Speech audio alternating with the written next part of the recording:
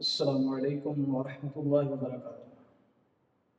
آج ہم زکوٰۃ کے ٹاپک کے متعلق پڑھیں گے، جو کہ فرسٹ ایئر کی اسلامیات کی کتاب صفحہ نمبر 25 پہ ہے۔ زکوٰۃ زکوٰۃ ہے کیا، اس کے بارے میں آج ہم پڑھیں گے۔ زکوٰۃ کا لغوی معنی پاک کرنا، نشو و نما پانا، بڑھنا، پھولنا، پھیلنا۔ زکوٰۃ وہ چیز ہے کہ جس کے ادا کرنے کے بعد انسان کا مال جو ہے وہ ایک نمبر 1 تو پاک ہو جاتا ہے، نشو و نما پاتا ہے، بڑھتا ہے۔ ظاہری طور پر تو ایسے لگتا ہے کم ہو رہا ہے، لیکن بڑھ جاتا ہے۔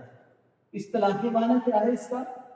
زکوٰۃ ایک مالی عبادت ہے جو صاحب عقل و بالغ مسلمان پر متعین نصاب اور شرع کے ساتھ سال میں ایک مرتبہ فرض ہے۔ تو زکوٰۃ، یہ زکوٰۃ کی جنرل ڈیفینیشن، اور یہ خاص عشر کیا ہے کہ زرعی پیداوار پر جو زکوٰۃ دی جاتی ہے وہ عشر کہلاتی ہے۔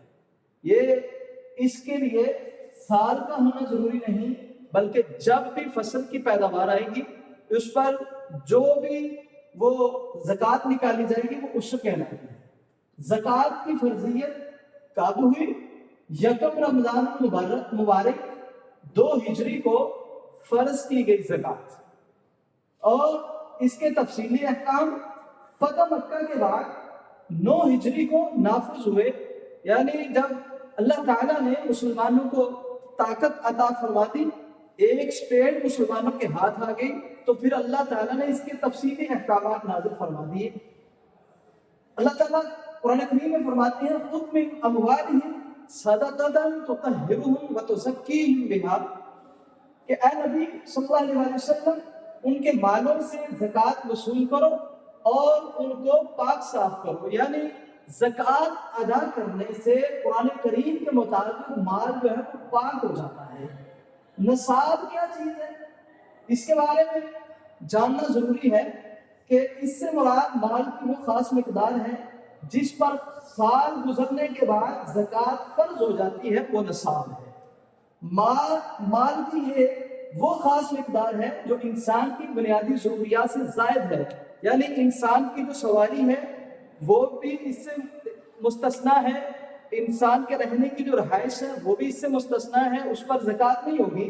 اس سے انسان کا یعنی رہائش اور اس کی سواری، اس کی ضروریات کی جتنی بھی چیزیں ہیں وہ ساری کی ساری مستثنیٰ ہیں۔ جو زائد مال ہے اس پر زکوٰۃ فرض ہوتی ہے۔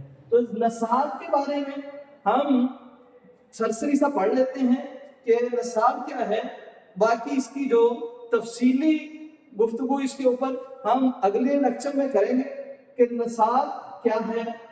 جو معروف ہے کہ سونا جب انسان کے پاس اس کی بنیادی ضروریات سے زائد 7.5 تولے ہو تو اس پر زکوٰۃ ہوتی ہے، اور چاندی جو ہے یہ 52.5 تولے ہو جائے تو پھر اس پر زکوٰۃ ہوتی ہے۔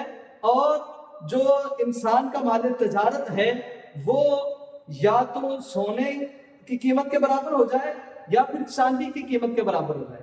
لیکن اس معاشرے میں اگر ہم دیکھتے ہیں سونا اور چاندی، ان دونوں کی قیمتوں میں ڈیفرنس بہت زیادہ ہے، تو اس لیے علماء نے اس کا یہ حل نکالا ہے کہ سونا اور چاندی دونوں کی قیمت کو جمع کرے، اور اس کا ایوریج جو بھی آئے گا اس کے مطابق اگر کسی کا مال تجارت ہے تو وہ اس پر زکوٰۃ ادا کرے گا۔